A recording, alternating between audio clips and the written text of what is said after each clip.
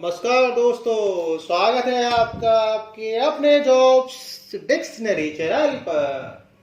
दोस्तों, हम आज आपको अति महत्वपूर्ण प्रश्न कराने जा रहे हैं जो आपकी परीक्षा की दृष्टि से अति महत्वपूर्ण है। जो आपकी परीक्षा की दृष्टि से अति महत्वपूर्ण है। हाई स्कूल परीक्षा वर्ष 2021-22 गणित प्रतिदर्श प्रश्न पत्र। यह प्रश्न आपके परीक्षा में आपको अच्छा प्रदर्शन करने का, यह प्रश्न आपको आपकी परीक्षा में एक उत्कृष्ट मार्क प्रदर्शित करेंगे। ऐसे ही प्रश्न आपको हूबहू परीक्षा में देखने को भी मिलेंगे। हो सकता है इनमें से ही प्रश्न आपको मिल जाए, तो इस वीडियो को बिना स्किप किए हुए ध्यान से देखिए। चलते हैं हम प्रश्न की तरफ। प्रश्न थर्ड से शुरू कराएंगे। क्वेश्चन नंबर 1 और क्वेश्चन नंबर 2 हमने इससे पहले वीडियो में आपको कराए हैं, तो पहले आप उन वीडियो को देखें क्योंकि वह प्रश्न बहुत ही महत्वपूर्ण थे जो हमने कराए। ऐसे ही प्रश्न आपको परीक्षा में देखने को भी मिलेंगे, कहीं आपको पछताना ना पड़े बाद में। अब चलते हैं हम प्रश्न संख्या 3 की तरफ। सभी खंड कीजिए। पहला क्वेश्चन है का सिद्ध कीजिए वर्गमूल 3 एक अपरिमेय संख्या है। यह प्रश्न आपका अति महत्वपूर्ण है। वेरी मोस्ट इंपोर्टेंट क्वेश्चन है आपका। पेपर में आपको ये क्वेश्चन अवश्य देखने को मिलेगा। √3, √5, √2 या √7 एक प्रश्न ऐसा हर बार परीक्षा में आता है। इस बार भी 100+1% आपको परीक्षा में देखने को मिलेगा। चलिए सॉल्व करते हैं।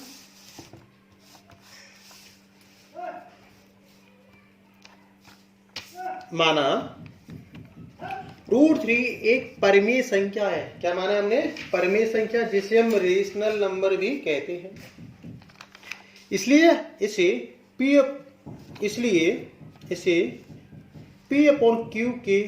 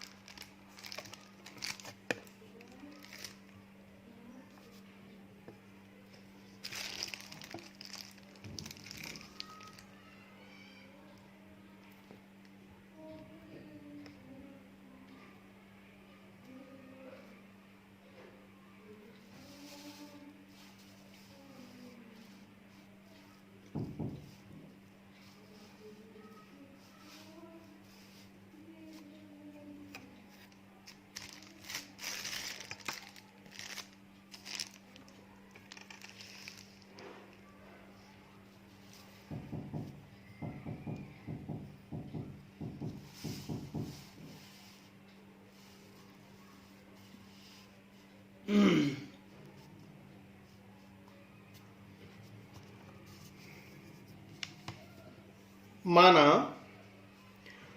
वर्गमूल 3 एक परिमेय संख्या है, इसलिए इसे P/Q के रूप में लिखते हैं। परिमेय संख्या, रेशनल नंबर, क्या लिखेंगे? P/Q के रूप में। इसलिए वर्गमूल 3 बराबर P/Q, जहां P एंड Q क्या सह अभाज्य संख्या है और Q is not equal to 0। तो √3 आपका हुआ P/Q। दोनों पक्षों का वर्ग करने पर √3 का वर्ग 3 हुआ, P² /Q²। 1 माना क्रॉस मल्टीप्लिकेशन, तो हमारा 3 का क्यू स्क्वायर से multiply equal to P square, तो 3 की square equal to P square, equation first. अतः 3 पी स्क्वायर को विभाजित करता है, जो 3 है पी स्क्वायर को विभाजित करता है, इसलिए 3 पी का गुणनखंड है। ये रखा है कि अतः 3 पी स्क्वायर को विभाजित करता है, जो 3 है पी स्क्वायर को विभाजित करता है, इसलिए 3 पी का गुणनखंड है। माना P इक्वल 3m, P क्या है, कोई पूर्णांक है, तो हम समीकरण 1 में P का मान रख देंगे। दोनों पक्षों का वर्ग करने पर P स्क्वायर बराबर 3m स्क्वायर, तो P स्क्वायर इक्वल टू 3 का स्क्वायर 9, तो 3m स्क्वायर, 9m स्क्वायर हुआ, तो P स्क्वायर बराबर 9m स्क्वायर, इक्वेशन सेकेंड। समीकरण 1 और समीकरण 2 से, समीकरण 2 से P स्क्वायर का मान समीकरण 1 में रखने पर, तो 3 स्क्वायर बराबर 9m स्क्वायर, 3 से कट किया हमने 9 को 3 टाइम्स, Q स्क्वायर बराबर 3m स्क्वायर। अतः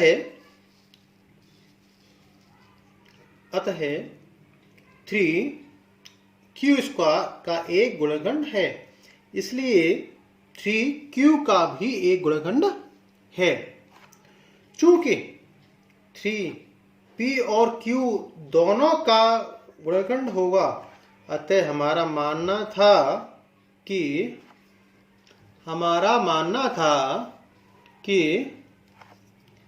P और Q सहभाज्य संख्या हैं, तो वो गलत साबित हुआ। इसलिए हम कह सकते हैं कि √3 एक अपरिमेय संख्या है। √3 तुम्हारी क्या है, अपरिमेय संख्या है। इस तरह हमारा ये प्रश्न सॉल्व हुआ। यह प्रश्न परीक्षा की दृष्टि से बहुत महत्वपूर्ण है। इसका आप कम से कम 2 बार प्रयास रिवाइज अवश्य करें। अब चलते हैं दोस्तों प्रश्न संख्या 3 का खा में दे रखा है। क्वेश्चन पढ़ते हैं हम 3 के क्वेश्चन की तरफ, फिर चलेंगे हम। हमें 3 खा दे रखा है कि a का मान ज्ञात कीजिए जिसके लिए निकाय ax प्लस 2y बराबर 2, 8x प्लस ay बराबर 4 के अपरिमेय रूप के अनेक हल होंगे। चलिए हम सॉल्व करते हैं इसको। 3 का खा, देखिए हमें दे रखा है हमें दे रखा है ax प्लस 2y माइनस 2 बराबर 0, समीकरण 1। 8x प्लस ay माइनस 4 बराबर 0, समीकरण सेकेंड। हम जानते हैं अनेक हल के लिए हमारा एक सूत्र होता है, करते हैं। तो a1/a2 बराबर b1/b2 बराबर c1/c2। तो समीकरण 1 व 2 से हम इन्हें तुलना करेंगे। तो a का मान कितना हुआ आपका 8, b1 कितना हुआ आपका 2 और c1 कितना हुआ आपका 2। देखिए बेटा, हमें तुलना किससे करेंगे, ax square plus by plus c equal to 0। इस समीकरण से हम तुलना करेंगे। a का a से तुलना किया तो a कितना हुआ हमारा a, b कितना हुआ 2, c कितना हुआ -2। समीकरण 2 से तुलना करते हैं किसकी, a की। तो a कितना हुआ आपका 8, b कितना हुआ a, c कितना हुआ -4। हम जानते हैं कि अनेक हल के लिए a1/a2 बराबर v1/v2 बराबर c1/c2 होता है। अब कितना सिंपल सवाल है ये, देखिए हमें कुछ नहीं करना, ए और बी की वैल्यू, सी की वैल्यू इसमें पुट करनी है, आंसर लेना है। बहुत सिंपल क्वेश्चन है, आप आसानी से इसे कर सकते हो। और फ्री का क्वेश्चन है आपका ये। A1 कितना है आपका, A1 A, A2 आपका 8, B1 2, B2 A, C1 आपका -2 और C2 क्या है -4। A/8, 2/8, माइनस से माइनस कैंसल और 2 से कट गया 4 को 2 टाइम्स तो 1/2। A1/8 बराबर 2/A बराबर 1/2। अब हम क्या करेंगे, इन दोनों को सॉल्व करेंगे। तो हमने पहले इन दोनों को सॉल्व करेंगे। A/8 बराबर A/2, दोनों इक्वल लिया, क्रॉस मल्टीप्लाई, ए का मल्टीप्लाई ए से A², A2 जा 16, तो A² बराबर 16, तो A कितना होगा आपका 4। अब हम 2/A बराबर 1/2 को सॉल्व करते हैं, क्रॉस मल्टीप्लाई किया, A का मल्टीप्लाई 1 से A, 2 2 जा 4, तो A कितना हुआ 4। अतः A बराबर 4 के समीकरण 1 व 2 के अनेक हल होंगे। ये हमारा प्रश्न हमारा सॉल्व हुआ। कितना इजी क्वेश्चन है, कितना आसान प्रश्न है।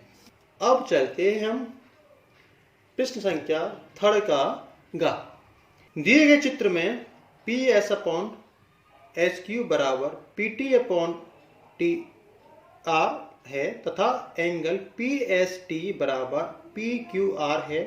सिद्ध कीजिए कि PQR एक समद्विबाहु त्रिभुज है। इसका हमें फिगर हमें दे रखा है। अब चलिए इस प्रश्न को हम आसानी से सॉल्व करते हैं और जो आपको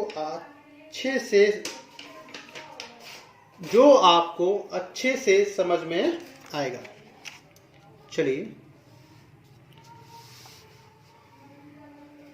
देखिए हमें क्या दे रखा है। पहले हमें जो गिवन था हमने वो गिवन लिखा, फिर हमने इस फिगर को ड्रॉ किया। दिया है PS/SQ बराबर PT/TR। हमने फिगर ड्रॉ किया तो इसलिए हमें दे रखा है, तो ST पैरेलल QR थेल्स प्रमेय के ब्लूम से। अतः अगर ST और QR दोनों क्या है, पैरेलल है, समानांतर है, तो एंगल PST ये वाला एंगल और PQR ये दोनों, ये कैसे एंगल होंगे आपके पास, PST और PQR, इन्हें बोलेंगे हम क्रॉसपोंडिंग एंगल या संगत कोण, जो एक ही भुजा पर स्थित होते हैं। इसलिए तो एंगल PST और PRQ ये भी बराबर है, ये हमें क्या है दे रखा है। तो समीकरण 1 समीकरण 2 ये संगत कोण है, ये हमें दे रखा है। तो दोनों में PST कोण समान है, तो हम कह सकते हैं समीकरण 1 व 2 से, समीकरण 1 व 2 से कि एंगल PQR बराबर एंगल PRQ दोनों कैसे होंगे, बराबर होंगे। तो आपका जो फिगर था कि PQR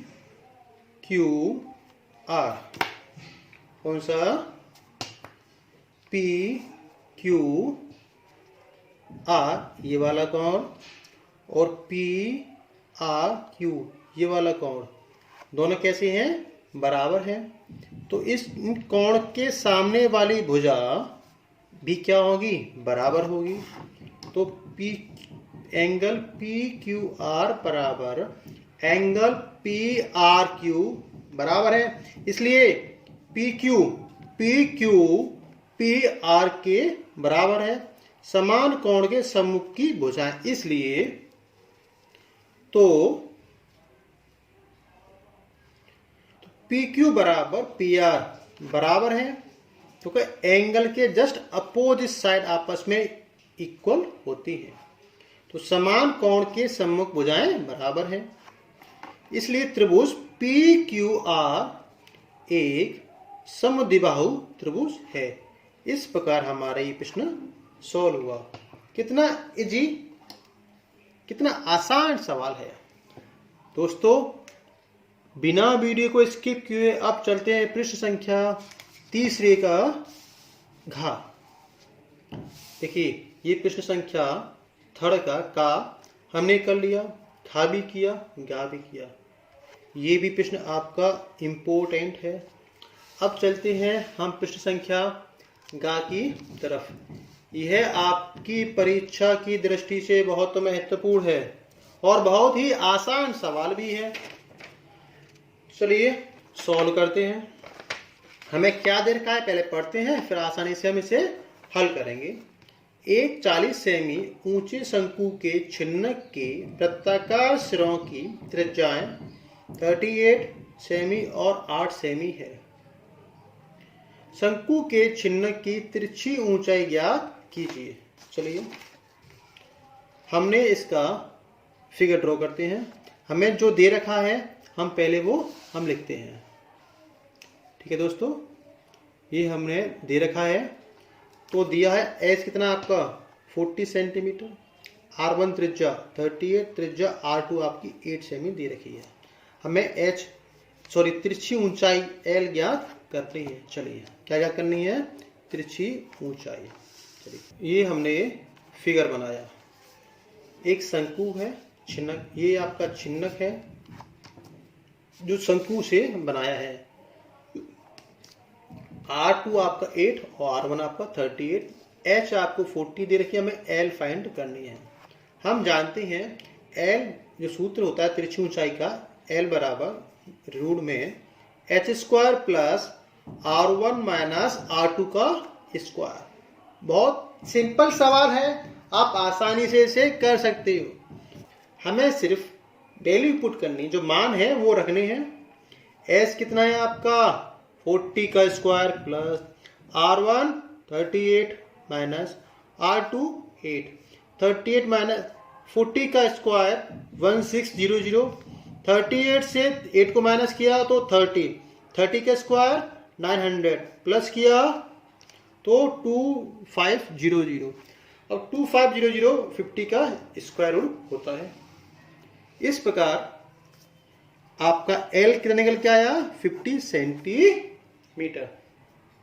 इस प्रकार आपका L जो है 50 सेंटीमीटर निकल के आया।